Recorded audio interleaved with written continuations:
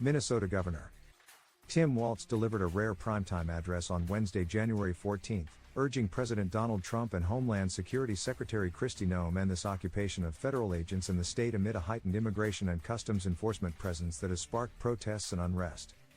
Walz's address came hours after Homeland Security officials said Operation Metro Surge has led to 2,500 arrests in Minnesota since it began last month.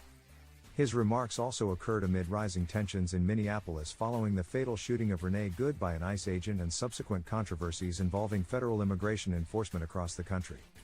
Immediately following the shooting, Walz gave a press conference in which he ripped Trump and Noem, saying, "You've done enough. What's happening in Minnesota right now defies belief," Walz said in his Wednesday address. News reports simply don't do justice to the level of chaos and disruption and trauma the federal government is raining down upon our communities. The Democratic politician, who recently announced he would not seek re-election for a third term, went on to excoriate Trump. Donald Trump intends for it to get worse. This week, he went online to promise that, quote, "The day of retribution and reckoning is coming," Walz warned. That's a direct threat against the people of this state who dared to vote against him 3 times and who continue to stand up for freedom with courage and empathy and profound grace, the liberal governor declared. Walz urged Minnesotans to protest loudly, urgently, but also peacefully, and encouraged residents to peacefully film ICE agents as they carry out enforcement activities, saying people have a right to record and help document what is happening.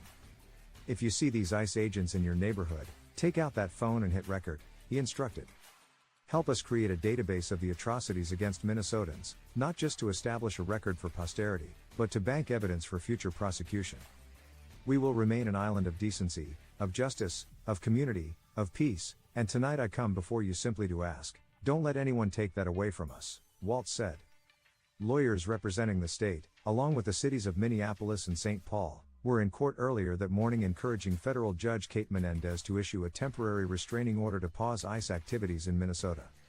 Menendez, however, said she would not issue that restraining order until after the federal government filed its response and the state made additional filings. The hearing is part of a larger federal lawsuit by the state and cities attempting to get the federal government to halt all law enforcement operations in Minnesota. As Walz was giving his address, a Venezuelan man was shot by a DHS agent during a targeted traffic stop and was taken to the hospital with non-life-threatening injuries.